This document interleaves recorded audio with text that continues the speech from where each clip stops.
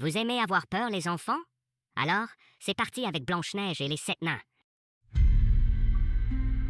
Il était une fois, perdu dans les montagnes, un royaume majestueux. Des flocons de neige tombaient, recouvrant la forêt d'un manteau blanc. Une reine, assise devant sa fenêtre, cousait, en chantonnant.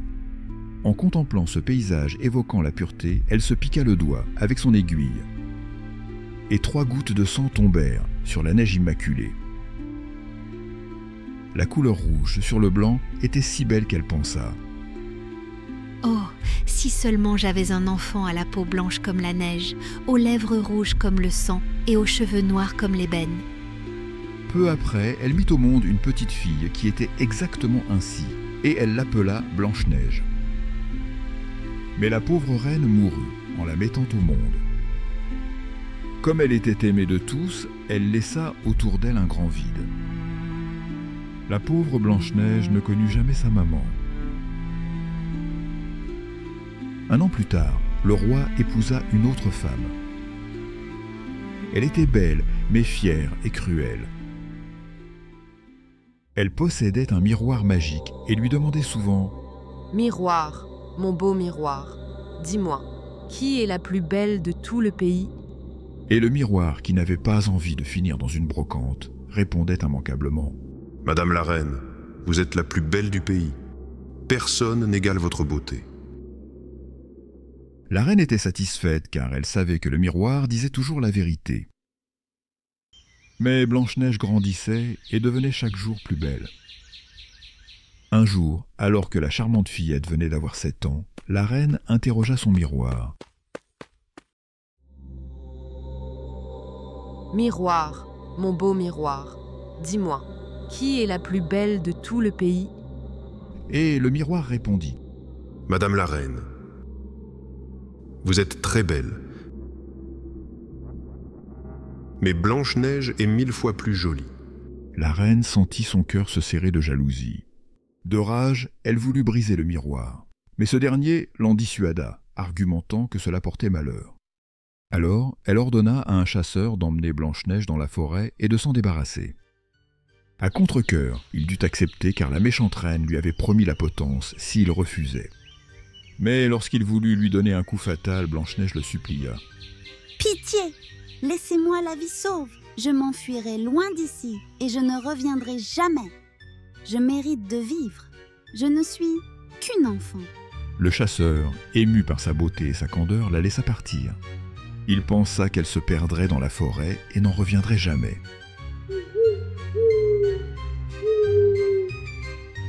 Blanche-Neige marcha longtemps dans les bois sombres et profonds. Les ronces accrochaient sa robe, les bruits étranges la faisaient frissonner, et elle était affamée et épuisée.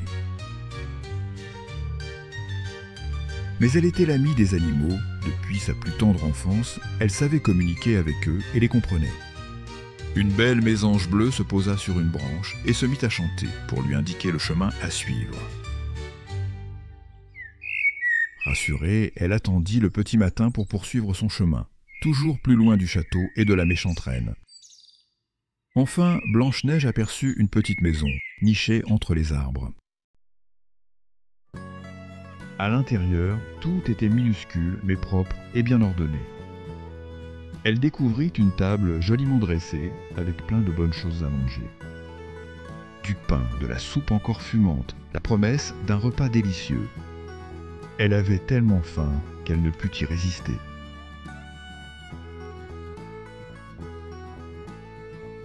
Puis, en montant à l'étage, elle trouva un dortoir composé de petits lits avec des matelas bien moelleux. Fatiguée de sa longue marche, elle en choisit un, s'y allongea et s'endormit aussitôt.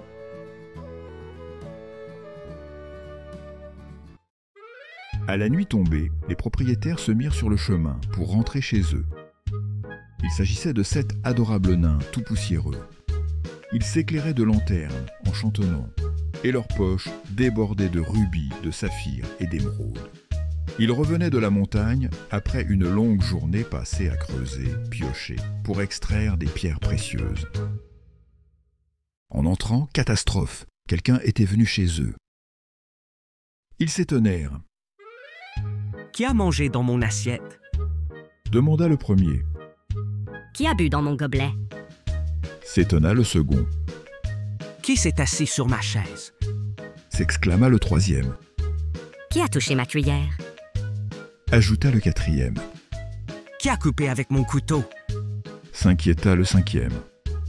Qui a pris ma fourchette? S'étonna le sixième. Et qui dort dans mon lit? S'écria le septième. Avec étonnement, ils s'approchèrent et virent Blanche-Neige endormie.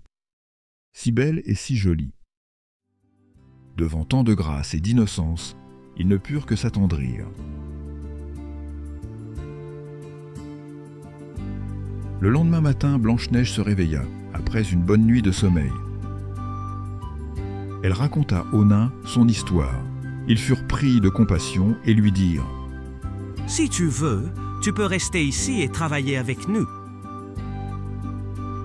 Nous minons des pierres précieuses dans la montagne. Mais mine de rien, nous manquons de petites mains pour les tailler et en faire de magnifiques bijoux. Si tu veux apprendre cet art, tu seras la bienvenue et tu pourras rester ici bien caché chez nous, aussi longtemps que tu le souhaites. Blanche-Neige accepta avec joie et vécut heureuse avec eux.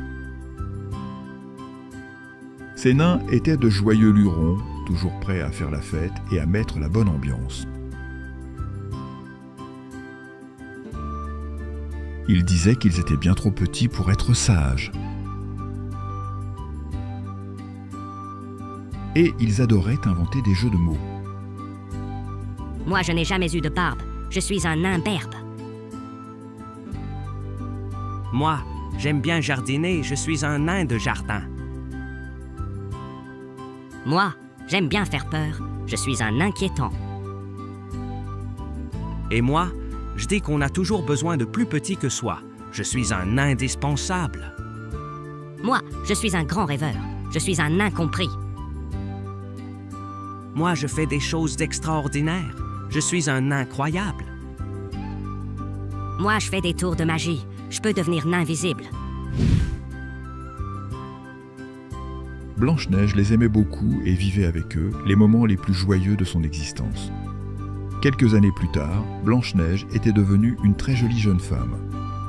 En fait, c'était la plus belle de tout le royaume. Les journées passaient vite, car elle s'était fait plein d'amis dans la forêt. Une famille d'ours fans de miel. Un petit sanglier farceur. Un cerf majestueux qui se croyait roi. Et des oiseaux colorés qui lui chantaient des airs légers. Avec tous ses amis, chaque jour était une nouvelle aventure pleine de rires et de surprises. Pendant que les nains allaient à la mine, Blanche-Neige se mettait à l'ouvrage. En sélectionnant les plus fines pierres pour en faire des bagues et colliers étincelants qui brillaient comme des étoiles sous la lumière du soleil. Sous son regard émerveillé, les gemmes semblaient prendre vie, capturant la lueur dorée qui dansait autour d'elle. Un jour, la reine interrogea de nouveau son miroir. « Miroir, mon beau miroir, dis-moi, qui est la plus belle de tout le pays ?» Et le miroir répondit « Madame la reine, vous êtes très belle, mais Blanche-Neige, au-delà des montagnes, qui vit chez les 7 nains, est encore 1000 fois plus belle que vous. » Furieuse en apprenant que Blanche-Neige était toujours en vie, la reine décida de l'empoisonner. Elle descendit alors dans son laboratoire secret, un endroit sombre et sinistre, rempli de potions et d'ingrédients magiques. Elle ouvrit un vieux grimoire pour préparer une potion de transformation. Puis elle prit une grande marmite pour y mélanger des ingrédients maléfiques. De la bave de crapaud venimeux, une aile de chauve-souris séchée, une langue de salamandre grillée, du sang de vieux corbeau, et sans oublier un œil de serpent des marais. Et après une longue cuisson, elle obtint un élixir trouble. Elle murmura alors une incantation dans une langue ancienne. Elle but le liquide et fit un sourire maléfique. Elle vit ses mains devenir noueuses, son dos se voûter et ses cheveux se blanchir. Son visage se creusa en un masque de vieille sorcière terrifiante. Un rire sinistre s'échappa de sa gorge, tandis qu'elle admirait son reflet. Sa nouvelle apparence était parfaite pour son sinistre personnage et son âme diabolique, personne ne pouvant la reconnaître. Puis, elle prépara une pomme empoisonnée, la rendant belle et appétissante. Blanche-Neige ne pourra pas y résister. Je vais enfin m'en débarrasser.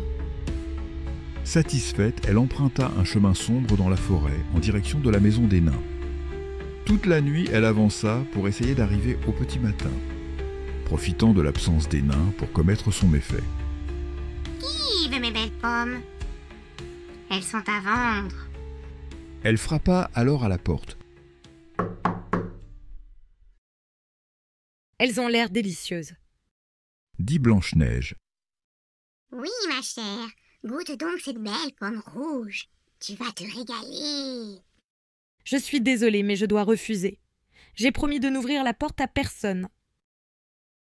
Mais voyons, mon enfant, je ne suis qu'une pauvre vieille dame sans défense.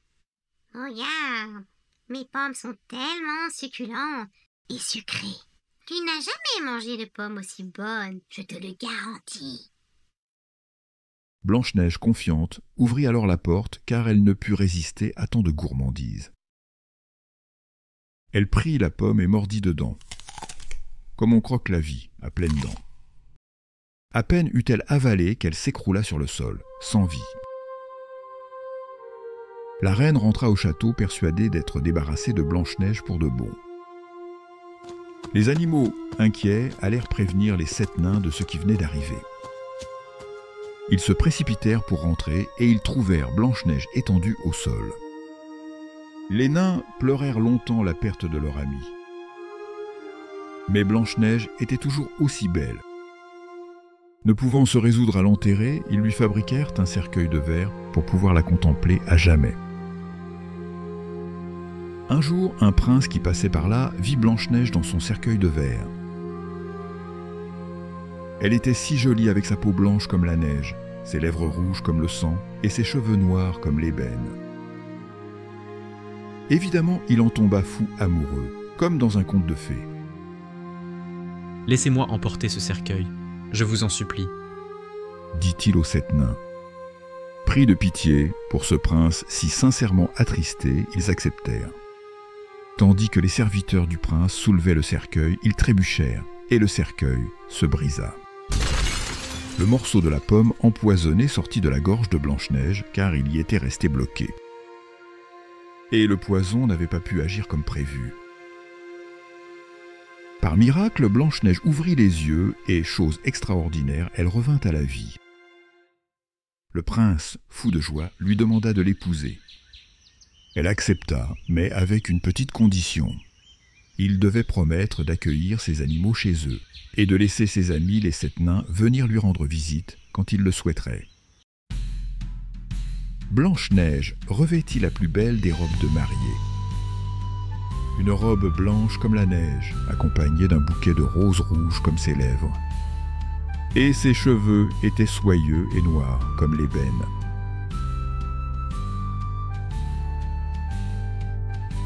Un grand mariage fut célébré, rempli de rires et de danses. Et la méchante reine, en apprenant la nouvelle, fut si terrifiée qu'elle disparut comme un mauvais rêve, ne revenant jamais. Ils s'aimaient tellement qu'ils eurent beaucoup d'enfants.